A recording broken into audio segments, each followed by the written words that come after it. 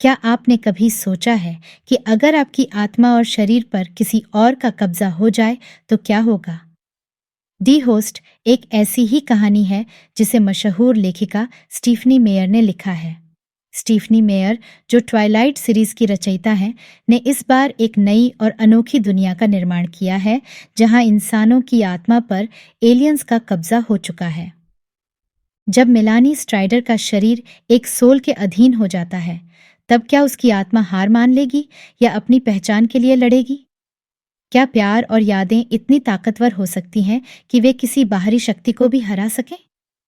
इस अद्भुत कहानी में भावनाओं, संघर्ष और इंसानी जज्बे की एक रोमांचक यात्रा है जो आपके दिल को छू जाएगी और आपको सोचने पर मजबूर कर देगी। तो चलिए शुरू करते हैं। डा चैप्टर 1। प्रवेश। मेलनी स्ट्राइडर एक मजबूत और निडर युवती थी जिसने अपने छोटे भाई जैमी और प्रेमी जैरेड के साथ कठिन समय में भी जीने की हिम्मत नहीं छोड़ी थी। जब धरती पर सोल्स का आक्रमण हुआ, तब भी उसने हार नहीं मानी और अपने प्रियजनों को सुरक्षित रखने के लिए हर संभव प्रयास किया। परंतु एक दिन उन्हें पकड़ा गया। मेलनी को एक सोल के लिए चुना गया जिसका नाम था वॉन्डरर, जिसे संक्षेप में वांडा कहा जाता था। जब वांडा ने मेलनी के शरीर में प्रवेश किया तो उसे लगा कि उसने हर बार की तरह आसानी से इस शरीर पर कब्जा कर लिया है। परंतु मेलनी की आत्मा इतनी आसानी से हार मानने वाली नहीं थी। उसने वांडा के खिलाफ संघर्ष किया, अपनी यादों और भावनाओं के माध्यम से उसे बार बार परेशान किया। वांडा के लिए यह अनुभव नया और चौंकाने वाला था, क्योंकि उसने पहले कभी ऐसा नहीं महसूस किया था।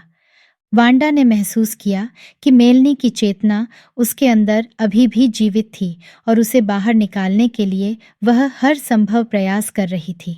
यह आंतरिक संघर्ष वांडा के लिए बहुत कठिन था, क्योंकि उसने कभी भी किसी शरीर में इस तरह की कठिनाई का सामना नहीं किया था। चैप्टर 2। संघर्ष। वांडा, जिसने कई ग्रहों की यात्रा की थी और विभिन्न प्राणियों के शरीर में निवास किया था, के लिए मानव शरीर में रहना सबसे कठिन अनुभव साबित हो रहा था। मेलनी की चेतना, उसकी यादें और उसकी भावनाएं वांडा के लिए निरंतर संघर्ष का कारण बन रही थीं।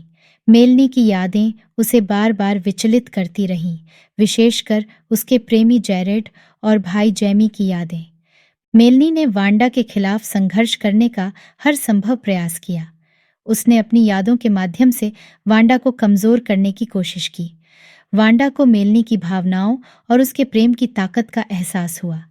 ये संघर्ष दोनों के लिए बहुत कष्टदायक था, परंतु वांडा ने धीरे धीरे महसूस किया कि मेलनी की आत्मा को पूरी तरह से दबाना असंभव था। चैप्टर 3। यात्रा। समय के साथ वांडा ने समझा कि मेलनी की चेतना को दबाना संभव नहीं था। मेलनी की जिद और उसकी भावनाओं ने वांडा को मजबूर कर दिया कि वे दोनों मिलकर जैरेड और जैमी को ढूंढें। वांडा ने मेलनी की भावनाओं और उसकी यादों को महसूस किया और उसे समझ में आया कि मेलनी के प्रियजनों को ढूंढना ही सही रास्ता था। इस यात्रा के दौरान वांडा और मेलनी ने एक दूसरे पर भरोसा करना सीखा। वे दोनों एक ही शरीर में रहते हुए भी अलग अलग आत्माएं थीं, परंतु उनका लक्ष्य एक ही था। वे खतरों से भरे रास्तों पर चल पड़े, जहां हर कदम पर उन्हें अपनी जान का खतरा था, परंतु मेलनी की यादें और उसकी भावनाएं उन्हें आगे बढ़ने की ताकत देती रहीं। चैप्टर 4। गुफा। कई कठिनाइयों और खतरों का सामना करते हुए वांडा और मेलनी ने एक दिन एक छिपे हुए मानव प्रतिरोध समूह को खोज निकाला जो गुफाओं में रह रहा था। यह समूह उन मनुष्यों का था जो सोल्स के आक्रमण के खिलाफ संघर्ष कर रहे थे और अपनी जान बचाने के लिए छिप कर रह रहे थे। इस समूह में मेलनी का प्रेमी जैरेड और भाई जैमी भी थे। गुफाओं में रहने वाले लोग वांडा को देखकर चौंक गए। उनके लिए वह एक दुश्मन थी, क्योंकि वह एक सोल थी। जैरेड के लिए यह स्वीकार करना सबसे कठिन था कि मेलनी के शरीर में एक सोल रह रही थी, परंतु जैमी ने वांडा को एक दोस्त के रूप में स्वीकार किया और उसे गुफाओं में रहने की अनुमति दी। चैप्टर 5। एकीकरण। गुफाओं में रहने वाले मानवों का विश्वास जीतना वांडा के लिए सबसे बड़ी चुनौती थी। धीरे धीरे मेलनी और वांडा ने मिलकर लोगों को यह विश्वास दिलाया कि वे उनके दुश्मन नहीं हैं। वांडा ने मानवों के बीच अपना स्थान बनाने के लिए कड़ी मेहनत की। उसने उनके साथ मिलकर काम किया और उनके जीवन को आसान बनाने में मदद की। जैरेड के लिए ये सब स्वीकार करना सबसे कठिन था, परंतु जैमी ने वांडा को अपना दोस्त माना और उसका समर्थन किया। मेलनी और वांडा का रिश्ता समय के साथ गहराता गया और उन्होंने एक दूसरे के साथ रहने की कला सीखी। वांडा ने मानवों के जीवन और उनकी कठिनाइयों को करीब से समझा और उनके प्रति अपनी सहानुभूति बढ़ाई। चैप्टर 6 खोज। गुफाओं में रहकर वांडा ने सोल्स के आक्रमण के पीछे के सच को समझा। उसने महसूस किया कि सभी सोल्स बुरे नहीं होते और कई सोल्स ने मनुष्यों के साथ शांतिपूर्ण सह अस्तित्व का मार्ग चुना था। वांडा ने मानवों के प्रति अपने जुड़ाव को भी महसूस किया और उसे अपने वजूद पर प्रश्न चिन्ह लगने लगे। वांडा ने मानवों के साथ अपने अनुभवों को साझा किया और उन्हें सोल्स की दुनिया के बारे में बताया। उसने उन्हें यह भी बताया कि कैसे कुछ सोल्स ने मनुष्यों के साथ मिलकर रहना शुरू किया है। यह जानकर मानवों को भी आशा की किरण मिली कि वे सोल्स के साथ सह अस्तित्व स्थापित कर सकते हैं। चैप्टर 7 बलिदान। वांडा ने अपने दिल में एक निर्णय लिया।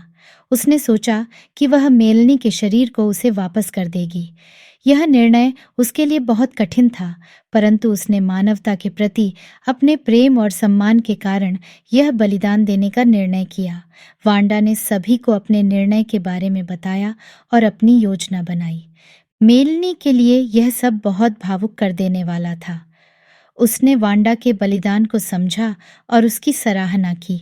वांडा ने अपने दोस्तों के साथ मिलकर यह सुनिश्चित किया कि मेलनी को उसका शरीर वापस मिल जाए और वह अपने प्रियजनों के साथ एक नया जीवन शुरू कर सके। चैप्टर 8 समाधान। वांडा के इस बलिदान ने सभी को चौंका दिया।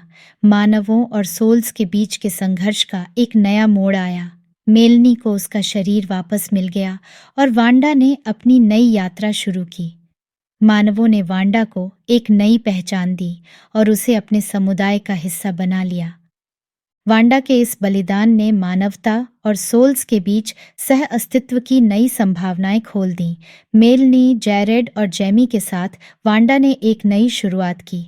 यह कहानी हमें सिखाती है कि प्रेम, संघर्ष और आत्मसमर्पण से हम किसी भी चुनौती का सामना कर सकते हैं। वांडा के इस निर्णय ने मानवता और सोल्स के बीच सह अस्तित्व की नई संभावनाएं खोल दी। मेलनी, जैरेड और जैमी के साथ वांडा ने एक नई शुरुआत की।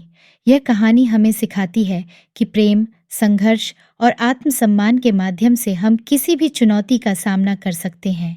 यह कहानी हमें यह भी सिखाती है कि असली पहचान हमारे शरीर में नहीं, बल्कि हमारी आत्मा में होती है।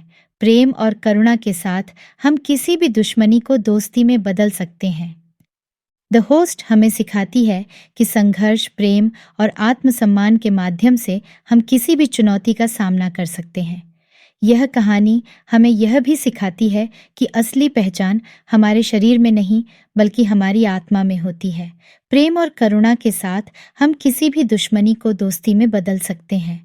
आशा करते हैं कि यह कहानी आपको बहुत पसंद आई होगी।